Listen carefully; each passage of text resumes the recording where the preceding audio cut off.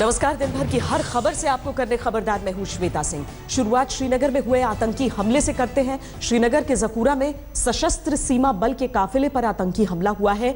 यह हमला उस समय हुआ जब एसएसबी की टीम ड्यूटी से लौट रही थी।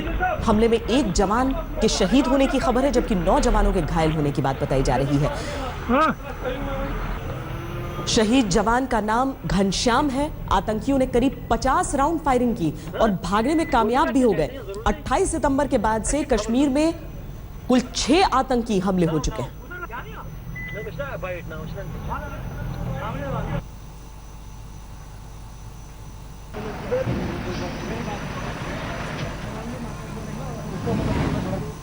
आज तक की टीम मौके पर मौजूद है। सबसे पहले मौके पर पहुंची भी थी। ग्राउंड जीरो से आज तक संवाददाता अशरफ वानी की रिपोर्ट देखिए। पूरे इलाके की अगर देखें तो घेराबंदी कर दी गई है। आप देख सकते हैं यहाँ पर जो एसएसबी के जवान हैं, साथ ही साथ सीआरपीएफ के जवान हैं, वो जो हैं वो कहीं ना कहीं पूरे इलाके की घेराबंदी में लगे हुए हैं और उन्होंने जो है फिलहाल इस पूरे इलाके और इस परिसर को अपने कब्जे में लिया है। अब यहाँ पर कोशिश की जा रही है कि आप अपना नाम बताइए। अब्दुल रशीद। आप बताइए क्या हुआ, क्या आपने सुना? मतलब इधर उग्रवादियों ने फायरिंग किया सर, हमारी जो कार्रवाई जा रही थी उस पर फायरिंग किया। तो दरअसल हम देखें कि यहाँ पर जो अगर देखें तो कहीं ना कहीं जो आप देख सकते हैं पूरा जो ये सड़क है इस पर किस तरह से सुरक्षा बल के जवानों ने और एसएसबी के जवानों ने फिलहाल घेराबंदी की है और पूरे इलाके को अपने घेरे में लिया है। अभी भी तलाश जारी है कि आसपास ही किसी रिहायशी इलाके में जो है ये मिलिटेंट छुपे हो सकते हैं, जिनको लेकर अब फिलहाल यहाँ पर जो है इस पूरे इलाके की घेराबंदी की। आप देख सकते हैं कि कितनी जो है अधिक तादाद में फौज और सुरक्षा बल के जवान यहाँ पर पहुंचे हैं और फिलहाल उनकी कोशिश यही है कि आसपास के इलाके की खोज और पता लगाएं और वहां पर देखें कि आखिर ये कहां पर हुआ। ये अगर हम देखें यहाँ पर पुलिस स्टेशन है जहां पर फिलहाल ये तलाशी अभियान जो है पूरे इलाके में दिखा रहा है। मैं अपने कैमरामैन को दिखाऊं कि यहाँ पर जो कैंप है ये सीआरपीएफ का कैंप है, यहाँ पर ये हुआ है। हम यहाँ पर गार्ड से बात करने की कोशिश। सर आप अपना नाम बताएं। सर राजेंद्र कुमार। राजेंद्र जी, क्या हुआ था यहाँ पे? यहाँ पे फायरिंग हुआ। अच्छा, उसके बाद तो जो 9 बंदे घायल हुए हैं। अच्छा जी। तो अब क्या किया आपने अभी फिलहाल? अब सर्चिंग तो अंदर घुसने की कोशिश तो नहीं की उन्होंने? नहीं। अच्छा, अंदर तो नहीं। तो ये जो कैंप है ये सीआरपीएफ का है? सीआरपीएफ और एसएसबी पे हमला हुआ था। शहर के बीचों बीच ये सीआरपीएफ का कैंप मेरे सामने जो निशाने पे था, लेकिन एक सफलता यहाँ पर सुरक्षा बलों के लिए, उन्होंने इस परिसर के भीतर उन मिलिटेंटों को घुसने नहीं दिया। कैमरामैन तारिक लोन के साथ अशरफ वानी, ज़कूरा, आज तक।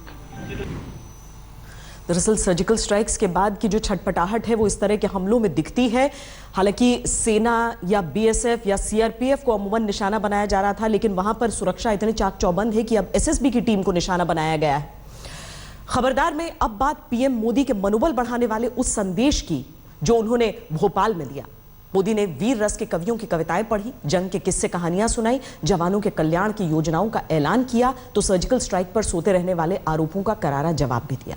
मोदी के अटैक करने के इस अंदाज को आपको जरूर देखना चाहिए, क्योंकि आज मोदी ने न तो सर्जिकल स्ट्राइक की बात की, न विरोधियों का नाम लिया, न आरोप लगाए, न टिप्पणी की, फिर भी विरोधियों को चोट पहुंचाने में कामयाब रहे।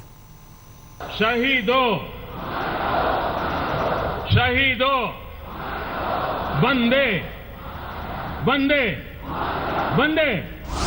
भोपाल के शौर्य स्मारक में आज नरेंद्र मोदी ने भारतीय सेना की भूरी भूरी तारीफ की। मोदी ने भारतीय सेना की सहिष्णुता को भी जमकर सराहा। कश्मीर के पत्थरबाजों से शराफत से पेश आने वाले देश के जवानों को दिल खोलकर दाद दी। मेरी सेना के भीतर पड़ी हुई उस मानवता देखिए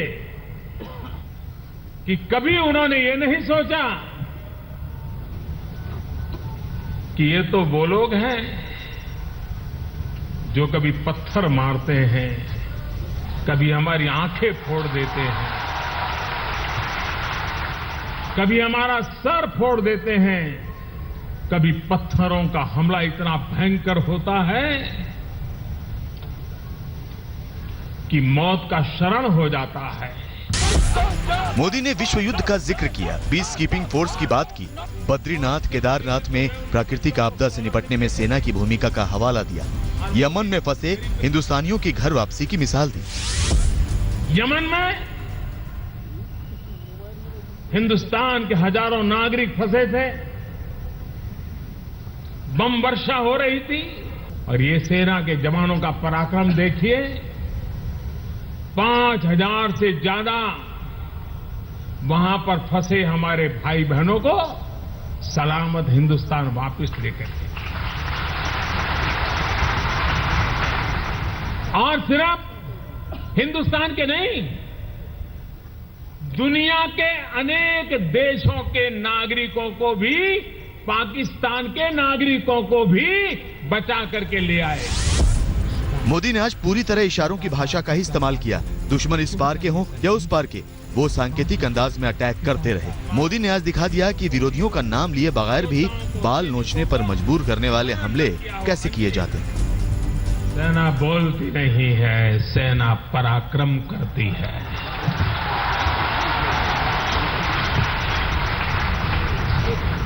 और उस दिन रोज मेरे बाल नोच लिए जाते थे। मोदी सो रहा है, मोदी कुछ कर नहीं रहा। लेकिन जैसे हमारी सेना बोलती नहीं, पराक्रम करती है, हमारे रक्षा मंत्री भी बोलते नहीं है। मोदी ने आज शस्त्र और शौर्य के कई सूत्र दिए। पाकिस्तान को इशारों ही इशारों में ये बता दिया कि सिर्फ आधुनिक हथियार होने से जंग नहीं जीती जाती, जंग मनोबल से जीती जाती है और 125 करोड़ हिंदुस्तानियों के नैतिक समर्थन की ताकत से जीती जाती है। और ये मनोबल, ये मन की ताकत शस्त्र से नहीं आती है, 125 करोड़ देशवासियों की एक साथ मिलकर के उनके पीछे खड़े रहने से आती है। मोदी का भाषण जवानों का दिल जीतने वाला था। यह एहसास दिलाने वाला था कि सरहद पर जवानी खपा देने वाले हमारे जवानों की बाकी बची जिंदगी किस जद्दोजहद से गुजरती है, ये वो अच्छी तरह जानते हैं। आज के भाषण में जवानों के लिए कई खुशखबरी रही। बच्चों की पढ़ाई, बेटी की शादी के लिए मदद, स्किल डेवलपमेंट, रिटायर्ड फौजियों के लिए नौकरियों का इंतजाम, जवानों की दिवाली बनाने वाले ऐसे कई ऐलान मोदी ने किए। कलम आज उनकी जय बोल, जला अस्थियां बारी बारी, चिटकाई जिनमें चिंगारियां, जो चढ़ गए पुण्य वेदी पर, लिए बिना गर्दन का मोड़। हेमेंद्र शर्मा, भोपाल, आज तक। पीएम मोदी ने भावपूर्ण भाषण दिया। वो भोपाल आए तो शिवराज सिंह चौहान भाव विभोर हो उठे। प्रधानमंत्री की तारीफ में मध्य प्रदेश के मुख्यमंत्री ने विशेषणों की झड़ी लगा दी। उनकी तारीफ का अंदाज कुछ ऐसा था जिसे सुनकर शायद खुद मोदी भी असहज हो गए होंगे।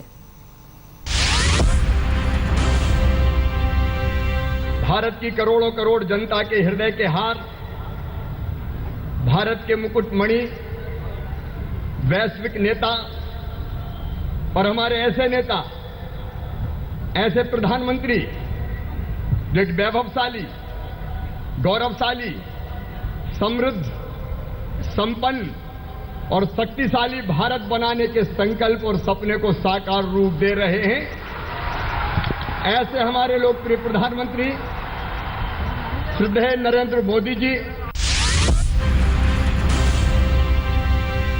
हम देश के लिए जिए और देश के लिए जीना सीखना है तो हमारे प्रधानमंत्री श्रीमान नरेंद्र मोदी जी से सीखें। उनके सामने कहते हुए भी मुझे कोई संकोच नहीं है। 2.5 साल में एक दिन भी विश्राम नहीं किया। मानव नहीं, सुपर मानव है वो। देश के लिए दिन और रात एक एक क्षण करके अपने जीवन को समर्पित कर रहे हैं। भारत की नीति है, जैसा हमारे प्रधानमंत्री जी कहते हैं, हम अपनी तरफ से किसी को छेड़ेंगे नहीं, लेकिन किसी ने हमें छेड़ा तो हम उसे छोड़ेंगे नहीं। ये नीति है भारत की। ऐसे हमारे भारत माता के सच्चे सपूत प्रधानमंत्री जी के साथ देश को आगे बढ़ाने का संकल्प लें।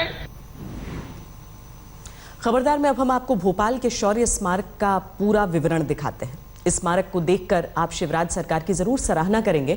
शिवराज सरकार चाहती तो इसकी जगह amusement park, cultural centre, sports centre भी बनवा सकती थी, लेकिन उसने ऐसा नहीं किया, जिसके लिए मध्य प्रदेश सरकार बधाई की हकदार है।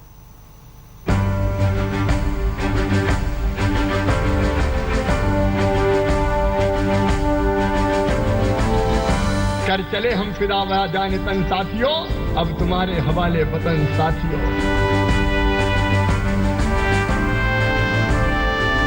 मैं अमर शहीदों का चारण उनके यश गाया करता हूँ। जो कर्ज रास्ते खाया है मैं उसे चुकाया करता हूँ। ये शहादत का कर्ज चुकाने वाला वो संदेश है जो शिवराज सिंह चौहान ने शौर्य स्मारक के उद्घाटन के मौके पर दिया।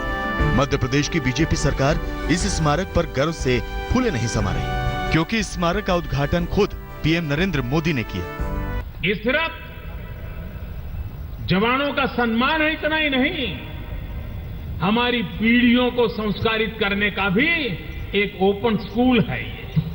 ये ओपन यूनिवर्सिटी है।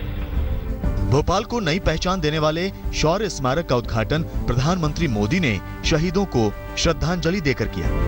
बगीचे में ऊंचे वृक्षों के बीच लाल स्ट्रक्चर एक ओर से वंदन और दूसरी ओर से लहू की बूंद के रूप में दिखाई देता है। मैं मध्य प्रदेश सरकार को विशेष रूप से अभिनंदन करता हूं कि उन्होंने ये शौर्य स्मारक का निर्माण किया। शिवराज सरकार ने इस स्मारक को बनाने में 41 करोड़ की लागत लगाई है, लेकिन जवानों की शहादत के आगे इस लागत की क्या मिसाल। शिवराज चौहान ने शहीदों को अद्भुत श्रद्धांजलि दी है, जिसके लिए वो बधाई के पात्र हैं। सरकार के मुताबिक शौर्य स्मारक को बनाने का उद्देश्य केवल एक है कि देशवासी अपने वीर सैनिकों को केवल युद्ध के समय ना याद करके पूरी साल याद करें, क्योंकि ये सैनिक हैं जो सीमा पर जागते हैं और उन्हीं के जागने की वजह से देशवासी चैन की नींद सो पाते हैं। कैमरामैन इरशाद खान के साथ हेमंत शर्मा, भोपाल, आज तक। उम्मीद है कि वीरता की जो एक राष्ट्रीय स्मारक की कमी महसूस होती थी, उसे मध्य प्रदेश का यह स्मारक पूरा करेगा और एक पर्यटन स्थल के तौर पर लोग यहां जाएंगे और एक तीर्थ के तौर पर दर्शन करेंगे उसके। खबरदार में वक्त है एक ब्रेक का। ब्रेक के बाद हम समंदर की सरहद के रक्षकों के शौर्य की ग्राउंड रिपोर्ट आपको दिखाएंगे, जिसे आज तक ने अरब सागर में कोस्ट गार्ड के साथ।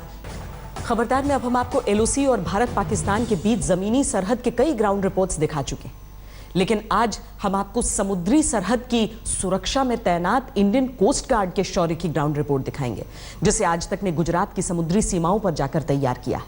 क्योंकि भारत पाकिस्तान बॉर्डर पर जारी टेंशन के बीच न सिर्फ जमीनी सरहद बल्कि समुद्री सरहद की सुरक्षा भी बेहद अहम है। भारत की समुद्री सीमा करीब 7,516 किलोमीटर लंबी है, जो 13 राज्यों से होकर गुजरती है। समुद्री सीमा के मामले में पहले नंबर पर अंडमान और निकोबार द्वीप है, जहां 1,962 किलोमीटर लंबी समुद्री सीमा है। दूसरे नंबर पर गुजरात में 1,600 किलोमीटर लंबी समुद्री सीमा है। समुद्र से सटी सरहद की सुरक्षा की जिम्मेदारी मुख्य तौर से नेवी और कोस्ट गार्ड के जिम्मे होती है। नेवी बाहरी समुद्री सीमाओं की सुरक्षा करती है, जबकि अंदरूनी इलाकों की समुद्री सीमाओं की जिम्मेदारी कोस्ट गार्ड के पास होती है। जब से भारतीय सेना ने पीओके में सर्जिकल स्ट्राइक की है, तब से सरहद पर तनाव के हालात हैं। समुद्री सीमाओं पर भी हाई अलर्ट घोषित है, क्योंकि पिछले कुछ दिनों में कई बार ऐसे मौके आए हैं जब समुद्री सीमाओं में संदिग्ध बोट्स को देखा गया है। ऐसे ही खतरों को देखते हुए कोस्ट गार्ड ने ऑपरेशन हाई अलर्ट चलाया हुआ है। गुजरात के भुज में, अरब सागर में समुद्री सरहद पर कोस्ट गार्ड के ऑपरेशन हाई अलर्ट को आज तक ने अपने कैमरे में रिकॉर्ड किया है, जिसे अब हम आपको दिखाना चाहते हैं।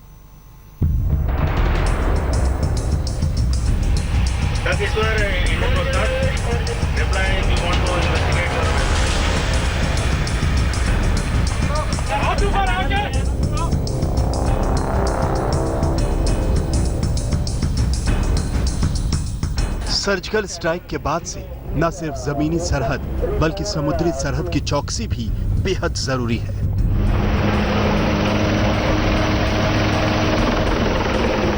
लिहाजा कोस्ट गार्ड ने गुजरात में पाकिस्तान से लगने वाली समुद्री सरहद पर ऑपरेशन हाई अलर्ट लॉन्च किया है। सर्जिकल स्ट्राइक के बाद गुजरात कोस्ट लाइन पर सुरक्षा चाक चौबंद कर दी गई है। यहां से इंटेलिजेंस एजेंसीज के मुताबिक पाकिस्तानी बोट में आतंकवादियों के छिपे होकर घुसने की आशंका है। कुछ दिन पहले यहां पर एक ऐसी पाकिस्तानी बोट पकड़ी गई थी। आज हम आपको लिए चल रहे हैं कोस्ट गार्ड के साथ कि वो आपकी जो समुद्री सीमा है उस पर किस तरह की चौकसी रखे हुए है। मुंबई पर 26/11 अटैक के बाद समुद्री सरहद पर सुरक्षा को मजबूत बनाया गया है। आज तक की टीम गुजरात के भुज इलाके में पाकिस्तान से लगने वाली समुद्री सरहद पर कोस्ट गार्ड के ऑपरेशन हाई अलर्ट का हिस्सा बनी है। हम कोस्ट गार्ड के 28 मीटर लंबे high speed intercept ship C401 पर सवार हो चुके थे। इस शिप की स्पीड 70 किलोमीटर प्रति घंटे है। तभी कोस्ट गार्ड को मछुआरों की एक संदिग्ध बोट नजर आई। फिशिंग बोट को घेरने की तैयारी शुरू हो गई। 2 हाई स्पीड जेमिनी बोट्स को समंदर में उतारा गया और ये सिलसिला लगातार यहाँ पर खास तौर से जो सर्जिकल ऑपरेशन इस पीओके में भारतीय सेना ने किया, उसके बाद से पूरे गुजरात के समंदर में इस तरह के ऑपरेशन को लगातार अंजाम दिया जा रहा है। जल्द ही संदिग्ध बोट को चारों ओर से घेर लिया गया। लाउड स्पीकर के जरिए बोट पर सवार लोगों को पहचान बताने के लिए कहा गया।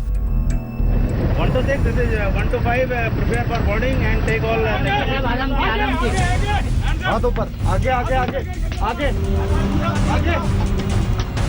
कुछ ही देर में संदिग्ध बोट को कब्जे में ले लिया गया और उसमें सवार लोगों की जांच शुरू की गई। हरीश मौर्य। कुछ दिनों में अगर देखें तो लगातार पाकिस्तान की तरफ से जो संदिग्ध बोट हैं वो पकड़ी गई हैं और इसीलिए खासतौर से दिन और रात के वक्त पेट्रोलिंग के दौरान हर संदिग्ध बोट पर नजर रखी जाती है, उसकी छानबीन की जाती है और इस तरह से जिस तरह से कोस्ट गार्ड का एक अधिकारी तमाम जो इस फिशिंग बोट पर लोग मौजूद हैं, जो फिशरमैन हैं, उनके आई कार्ड, उनके जो बायोमेट्रिक्स कार्ड बनाए गए हैं, खासतौर से उनकी जांच की जा रही है। हम लोग तो जखों के दरिए में घूमते हैं। तो डर लगता है कि पाकिस्तान की तरफ तो ना जाए आप? डर तो लगता ही होगा ना, क्योंकि वो लोग पकड़ के ले जाते हैं ना। फिशिंग बोट की तलाशी में कुछ भी संदिग्ध नहीं मिला। इस तरह 2 घंटे में ये दिन का पहला निगरानी और खोजबीन अभियान पूरा हुआ। निकाल दीजिए। अब समुद्री सीमा की निगरानी करते कोस्ट गार्ड के जवानों को एक बड़ा मर्चेंट शिप दिखा। इस मर्चेंट शिप को इंटरसेप्ट करने के लिए कोस्ट गार्ड के एक बड़े शिप मीराबेन को ऑपरेशन में शामिल किया गया।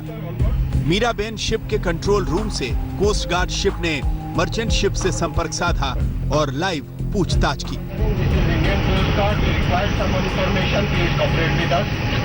हम इस वक्त इंटरनेशनल मैरीटाइम बाउंड्री लाइन के बिल्कुल करीब है, जो पाकिस्तान से लगती है। कोस्ट गार्ड ने यहाँ पर एक मर्चेंट शिप को, जिसकी कुछ सस्पेक्टेड गतिविधि है, उसकी वजह से इंटरसेप्ट किया है। अब कोस्ट गार्ड की पार्टी उस मर्चेंट वेसल से संपर्क कर रही है, उससे कोऑपरेट करने को कह रही है, एक जगह खड़ा होने को कह रही है ताकि उसको आगे इन्वेस्टिगेट किया जा सके। मर्चेंट शिप से पूछताछ में किसी भी तरह की संदिग्ध गतिविधि नजर नहीं आई। इसके बाद इस शिप को छोड़ दिया गया। कोस्ट गार्ड के शिप मीराबेन पर मौजूद हैं। निगरानी का काम काफी चाक चौबंद तरीके से किया जा रहा है। खासतौर से पाकिस्तान में पीओके में सर्जिकल स्ट्राइक के बाद तीनों सेनाएं और कोस्ट गार्ड समुद्री सरहद पर काफी अपनी जो दिन और रात की पेट्रोलिंग है उसको बढ़ाया गया है। ये हमारा रडार है और इसमें जो भी कांटेक्ट हमें मिलता है, जो भी अगर कोई फिशिंग बोट है नो फिशिंग जोन में या कोई और वेसल है नो फिशिंग जोन में, तो हम उसकी तरफ जाते हैं। उसको जाकर के हम इन्वेस्टिगेट करते हैं और अगर कोई भी इलीगल एक्टिविटी है तो हम उसके डॉक्यूमेंट सीज करते हैं और इन्फॉर्म करते हैं। 24 घंटे दिन रात कोस्ट गार्ड का ऑपरेशन हाई अलर्ट चलता रहता है।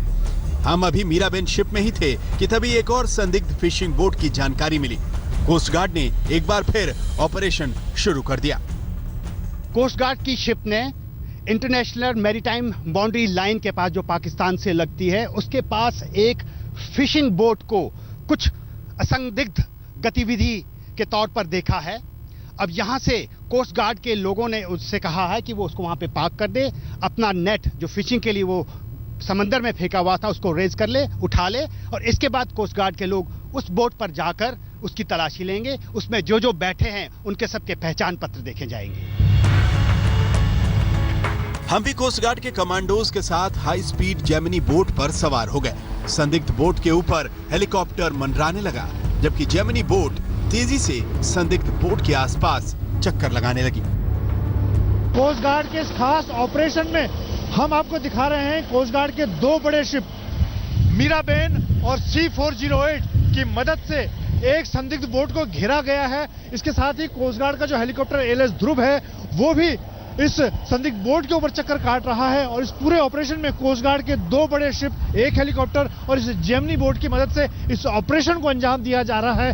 कोस्ट गार्ड के कमांडो जेमिनी बोट की मदद से इस संदिग्ध बोट के ऊपर पहुंच चुके हैं और जेमिनी बोट अब इस संदिग्ध बोट के आसपास चक्कर काट रही, उनकी छानबीन की जा रही है। बोट में जो मौजूद लोग हैं उनकी छानबीन की जा रही है, उनके जो डॉक्यूमेंट हैं उसकी जांच की जा रही है।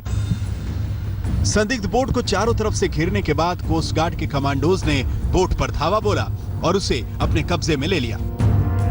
बोट पर सवार सभी लोगों को हाथ ऊपर करने को कहा गया और फिर छानबीन शुरू हो गई। और इस वक्त हम एक जेमिनी हाई स्पीड बोट पर मौजूद हैं, जिसकी मदद से कोस्ट गार्ड के कमांडो इस वक्त इस फिशिंग बोट पर पहुंच चुके हैं और उन्होंने फिशिंग बोट को अपने कब्जे में ले लिया है। वहां पर मौजूद जो लोग हैं उनकी छानबीन की जा रही है, उनकी जांच की जा रही है। खासतौर से उनके पास जो डॉक्यूमेंट मौजूद हैं उससे जांच से पता चलेगा कि क्या उसमें किसी तरह की कोई संदिग्ध गतिविधि तो नहीं है। कोस्ट गार्ड के 3 निगरानी ऑपरेशन पूरे हो चुके थे, लेकिन भुज इलाके में समुद्र के किनारे ऐसे कई द्वीप हैं जहां पर शिप और बोट से जाना संभव नहीं है।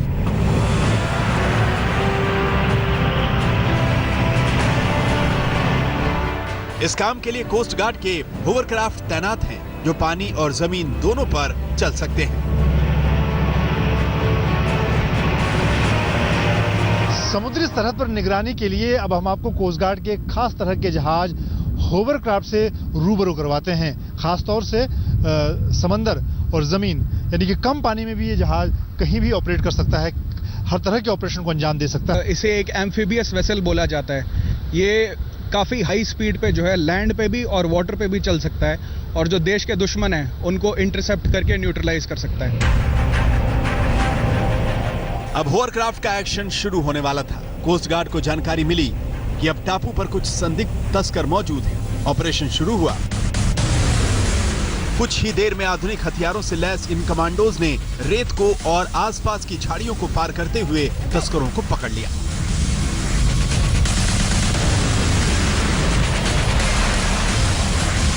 और इस वक्त यहाँ पर जो कोस्ट गार्ड कमांडो हैं उन्होंने 3 जो संदिग्ध यहाँ पर तस्कर हैं उनको पकड़ा है। उनके पास एक बॉक्स यहाँ पर नजर आ रहा है। छानबीन की जा रही सावधानी के साथ, क्योंकि यहाँ विस्फोटक हो सकता है।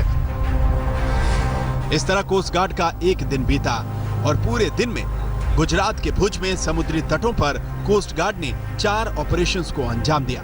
कोस्ट गार्ड के दिन और रात एक जैसे ही गुजरते हैं। संजय बरागटा और कैमरामैन संजय चौधरी के साथ मंजीत नेगी, अरब सागर, गुजरात, आज तक। भारत माता की, भारत माता की। साल 2008 में मुंबई पर 26/11 अटैक करने वाले पाकिस्तानी आतंकवादी समुद्री सीमा में घुसपैठ करके ही मुंबई में घुसे थे। उसके बाद से समुद्री सीमाओं को और ज्यादा सुरक्षित करने के कई इंतजाम किए गए हैं। समुद्री रक्षा से जुड़े सभी संगठनों जैसे कोस्ट गार्ड और मरीन पुलिस की कमान नेवी को सौंपी गई। मुंबई, विशाखापट्टनम, कोच्चि और पोर्ट ब्लेयर में नौसेना ने 4 जॉइंट ऑपरेशन सेंटर बनाए हैं, जहां से सभी समुद्री सुरक्षा अभियान ऑपरेट होते हैं। मुंबई हमले के बाद समुद्री बॉर्डर पर 46 रेडार स्टेशन बनाए गए हैं, जहां से समुद्री सीमाओं से भारत में घुसपैठ पर नजर रखी जाती है। इसके अलावा 74 ऑटोमेटिक आइडेंटिफिकेशन सिस्टम भी लगाए गए हैं, जिनके जरिए समुद्री सीमा में आने वाले संदिग्ध शिप और बोट्स की पहचान की जाती है। सर्जिकल स्ट्राइक के बाद से देश की समुद्री सीमाओं में संदिग्ध पाकिस्तानी नाव मिलने की कई घटनाएं हो चुकी हैं। ऐसे में दुश्मन कब कौन सी चाल चल जाए कहा नहीं जा सकता। इसीलिए जरूरी है कि समुद्री सीमाओं की सुरक्षा में कोई चूक न हो। इस काम में देश की नेवी और कोस्ट गार्ड के जवान दिन रात लगे हुए हैं। इस वक्त एक खबर आ रही है कि दिल्ली पुलिस ने आम आदमी पार्टी विधायक नरेश बालियान को गिरफ्तार कर लिया है। नरेश बालियान पर कांग्रेस कार्यकर्ता से मारपीट का आरोप है। ये जो घटना है ये 9 सितंबर की है। से मारपीट की थी नरेश बालियान ने, यह बताया जा रहा है। और अब दिल्ली पुलिस ने गिरफ्तार किया है आम आदमी पार्टी के नरेश बालियान को।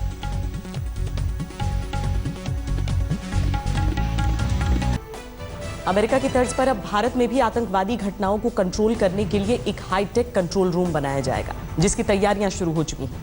आज तक के पास इस कंट्रोल रूम की एक्सक्लूसिव तस्वीरें मौजूद हैं, जो आप इस वक्त अपने टीवी स्क्रीन पर देख रहे हैं। आज तक को मिली जानकारी के मुताबिक ये कंट्रोल रूम गृह मंत्रालय में बनाया जा रहा है, जो 24/7 काम करेगा, यानी 24 घंटे 7 दिन। आपको बता दें कि इस वक्त गृह मंत्रालय में आतंकी खतरों और कुदरती आपदाओं से निपटने के लिए अलग अलग 4 कंट्रोल रूम हैं, लेकिन अब इन 4 कंट्रोल रूम्स की जगह एक इंटीग्रेटेड कंट्रोल रूम बनाया जा रहा है। 24 घंटे काम करने वाले इस नए मास्टर कंट्रोल रूम में 10-10 अधिकारियों की शिफ्ट लगेगी, जो राज्यों के कंट्रोल रूम से संपर्क में रहेंगे और हर आधे घंटे में इंफॉर्मेशन शेयर करते रहेंगे। मास्टर कंट्रोल रूम से रक्षा मंत्रालय का कंट्रोल रूम भी सीधे संपर्क में होगा।